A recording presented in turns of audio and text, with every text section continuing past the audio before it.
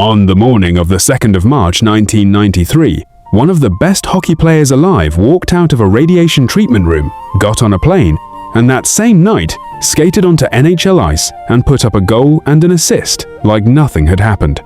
Most of the fans cheering him on had no idea just how close he'd come, only weeks earlier, to a diagnosis that could have ended his career, or far worse. And that isn't even the most unbelievable thing this man would go on to do. Stick around, because what happens 5 years later is even harder to believe than the game itself. Here's what most casual fans never connect. The same guy who skated straight from cancer treatment onto NHL ice would, less than a decade later, become the only man in the sport's history to save his own franchise from bankruptcy and then put on the jersey and play for the team he now owned. Two things that have never happened before or since, both from the same career. Let's start from the beginning. His name is Mario Lemieux. Drafted first overall by the Pittsburgh Penguins in 1984, he spent his whole career being talked about in the same breath as Wayne Gretzky, a generational scorer many considered the most physically gifted player the game had ever produced, 6'4", impossibly smooth on his skates, the kind of player who made defenders look like they were standing still. By his mid-20s, he already had scoring titles and an MVP award to his name, and fans across the league had started calling him Super Mario. On the 12th of January 1993, at just 27 years old, and in the middle of another dominant season, Lemieux announced he had Hodgkin's lymphoma, after doctors found and removed an enlarged lymph node in his neck. For a franchise and a fan base that had already come to expect greatness from him every single night, this was the scariest news yet. If this is the first time you're hearing this story, hit subscribe, because what he did next turned a cancer diagnosis into one of the greatest comeback seasons in NHL history. Lemieux underwent 22 rounds of radiation treatment, missing more than a month of the season while doctors worked to beat back the cancer. Nobody outside his inner circle knew for sure if or when he'd ever play hockey at that level again, let alone that same year.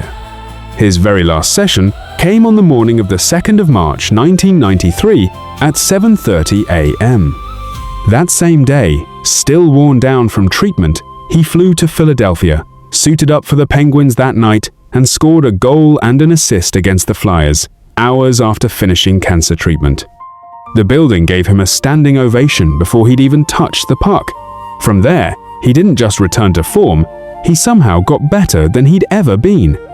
He led Pittsburgh on a 17-game winning streak, the best regular season in the league that year, finishing with 160 points in only 60 games. Good enough for his 4th scoring title and his 2nd MVP award in a season where he'd missed almost a quarter of the schedule fighting cancer. Doctors, teammates, and opponents all called it one of the most remarkable comebacks the sport had ever witnessed. And decades later, people still bring it up as one of the gutsiest single seasons in NHL history. But the toll on his body never fully went away. For years, on top of everything else, Lemieux had been quietly playing through chronic back problems, severe enough that some nights he could barely bend down to tie his own skates before a game.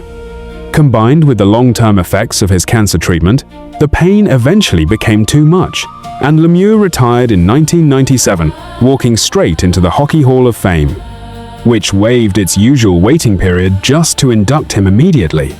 On paper, that should have been the end of his story with the Pittsburgh Penguins. It was not even close.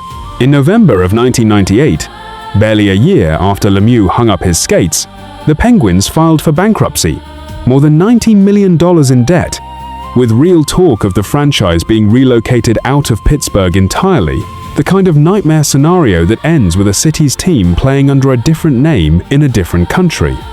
Buried inside that mountain of debt was $32.5 million. The team still owed Lemieux in deferred salary from his playing days, making him, of all people, the franchise's single biggest creditor.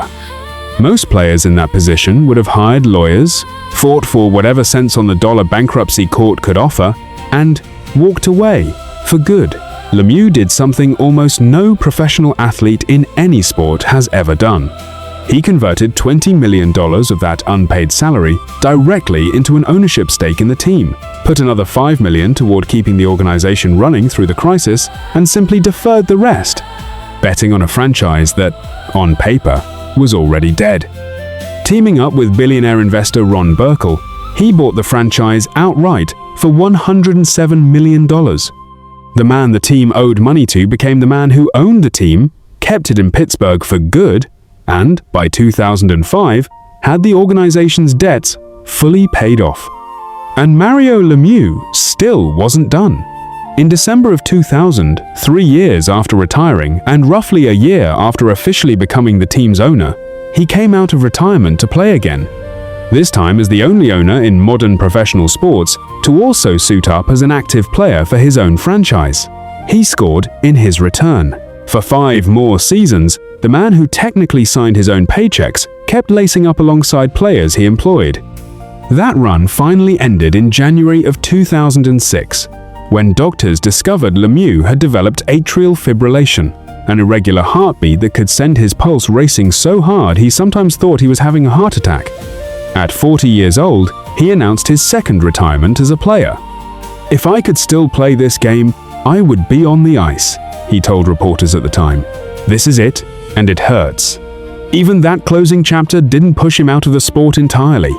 He simply went back to running the franchise full-time, the same job he'd never actually stopped doing even while he was still scoring goals for it. If you've ever wondered why Pittsburgh fans talk about this man like he's more than just a Hall of Famer, this is why. He beat a cancer that could have ended his life at 27. He turned a bankruptcy that could have taken the franchise out of the city entirely into a rescue mission he personally financed. And as owner, sitting on the other side of the table now, he was the one in the room when the Penguins won the draft lottery in 2005 and landed a teenage phenom named Sidney Crosby, the exact kind of generational talent Lemieux himself had once been. Under his ownership, that partnership eventually turned into 3 Stanley Cup championships for a franchise that, less than a decade earlier, had nearly ceased to exist in that city at all. Now, in 2026, more than 2 decades after he first stepped in to save this franchise, his story with the Penguins isn't finished either. The team has just been sold again, this time to the Hoffman family of companies, after years under Fenway Sports Group ownership, during which Lemieux's involvement with the organization was reportedly scaled way back. Early signs from the new ownership suggest Lemieux is being welcomed back into the fold, with the new team governor publicly saying he understands exactly what Lemieux means to the city, to hockey, and to this franchise. So here's the real story behind that one unbelievable night in March of 1993. It was never just about one comeback game. It's about a man who has spent more than 3 decades refusing to let anything, cancer, bankruptcy, or his own retirement, be the last word on his career. Every time this franchise needed saving, the same man kept showing up. And more than 30 years after he first skated off a cancer ward and onto NHL ice, it looks like Pittsburgh may need him to show up one more time. Did you know Mario Lemieux actually saved his own team from bankruptcy? Tell me in the comments.